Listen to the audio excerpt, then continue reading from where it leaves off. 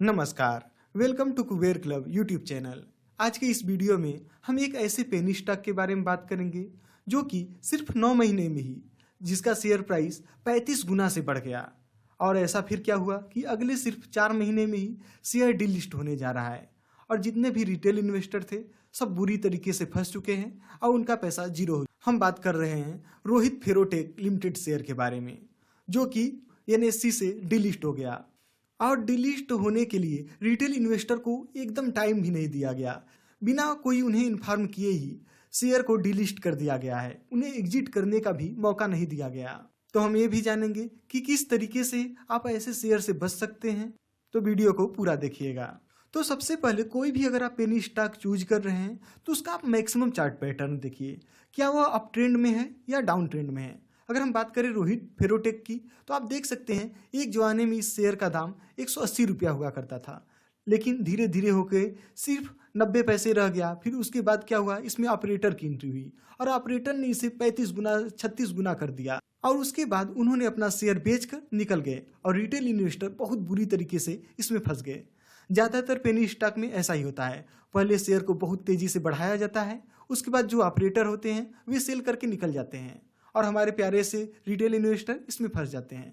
तो कभी भी आपको ऐसे शेयर में नहीं एंट्री करना है जिसका जो चार्ट पैटर्न हो वो डाउन ट्रेंड हो और उसमें बहुत तेजी रोज अपर सर्किट लग रहा हो, तो आपको ऐसे शेयर से बिल्कुल दूर रहना है। जब भी मल्टी बैगर पेनी स्टॉक की बात की जाती है तो उसमें ट्राइडेंट का जरूर नाम आता है। तो आप ट्राइडेंट से क्या सीख सकते हैं, जब इसका मैक्सिमम चार्ट पैटर्न देखेंगे तो देख सकते हैं कि एक जमाने में ये कितना स्मूथली चल रहा था, उसके बाद लेकिन ऐसा नहीं है कि इसका जो चार्ट है वो डाउन ट्रेंड हो। आप इसका चार्ट देख सकते हैं, ये अप ट्रेंड में है। धीरे धीरे करके इसका शेयर 1 रुपये से लेकर के आज 56 रुपये 57 रुपये हो चुका है।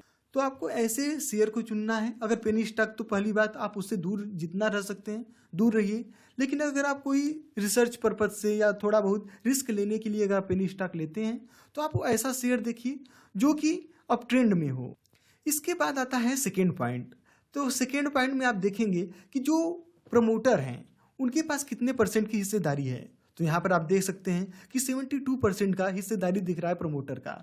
लेकिन इसके बाद आपको दूसरा काम करना है, क्या उन्होंने अपना शेयर कोई गिरवी रखा है, तो उसके लिए आपको देखना होता है प्लेस्ड परसेंटेज। तो यहाँ पर आप देख सकते हैं कि 100% कहने का मतलब है जितना भी उनके पास शेयर था सभी का सभी शेयर गिरवी रखा हुआ है। कहने का मतलब है कि प्रमोटर के पास कोई भी शेयर नहीं है। अगर आप एक झटके में देखेंगे तो आपको लगेगा कि 72% हिस्सेदारी है प्रमोटर का, लेकिन नहीं, उनके पास जितना भी शेयर था सभी का सभी गिरवी रखा हुआ है। तो दूसरा इंपॉर्टेंट पॉइंट आपको ध्यान रखना है। इसके बाद तीसरा जो पॉइंट देखना है कि उसके पास कर्ज कितना है। तो यहाँ पर आप देख सकते हैं अगर पूरी कंपनी की बात की जाए तो सिर्फ 325 करोड़ का है, लेकिन उन्होंने लगभग 3 से 4 गुना कर्ज ले रखा है। जितनी बड़ी कंपनी नहीं है उसका तो 4 गुना इन्होंने कर्ज ले रखा है। तो आपको ऐसे भी शेयर से दूर रहना है जो बहुत ज़्यादा कर्ज ली हो। तो रोहित फेरोटेक शेयर को डीलिस्ट होने के पीछे का कारण क्या है, तो इन्होंने बहुत ज़्यादा कर्ज ले लिया था और वो कर्ज नहीं चुका पाए, जिसके बाद क्या हुआ, इन्हें NCLT यानी कह सकते हैं आप कोर्ट में ले जाया गया और कोर्ट में ले जाने के बाद इस शेयर को अब डीलिस्ट किया जा रहा है। तो आपको अगर चेक करना हो कि कोई भी शेयर लेने से पहले तो आपको उसके आगे जो भी शेयर का नाम हो उसके आगे NCLT लिख सकते हैं, तो इससे पता चल जाएगा क्या उनके ऊपर कोई कोर्ट केसेस है या नहीं। तो आप देख सकते हैं यहाँ बहुत सारे अब तो आर्टिकल दिख जाएंगे। या फिर एक और तरीका है, आपको जो भी शेयर लेना उसके आगे कंपनी का नाम लिखना है, उसके आगे फ्रॉड लिख देना है। तो उससे पता चल जाएगा कि उनकी जो मैनेजमेंट है क्या इससे पहले कोई फ्रॉड किया है, क्योंकि कंपनी उन्हें चलाना है। अगर कोई कंपनी इससे पहले फ्रॉड या कोई उनके ऊपर ऐसा एलिगेशन लगा हुआ है जो कि उनके ऊपर सूट नहीं करता है, जैसे आप देख सकते हैं तो इनके जो MD थे उनके ऊपर जो लैंड जमीन से रिलेटेड कुछ स्कैम का मामला दिख रहा है। तो आपको ऐसे लोगों से या ऐसे कंपनियों से दूर रहना है। या फिर आप उस शेयर के आगे बैंकरप्सी या इंसॉल्वेंसी लिखकर सर्च कर सकते हैं, इससे पता चल जाएगा क्या वो कंपनी बैंकरप्ट तो नहीं होने वाली है, क्योंकि ऐसे कंपनियां जो बैंकरप्ट होने वाली होती हैं तो आने वाले समय में उनका डीलिस्ट होना लगभग तय रहता है।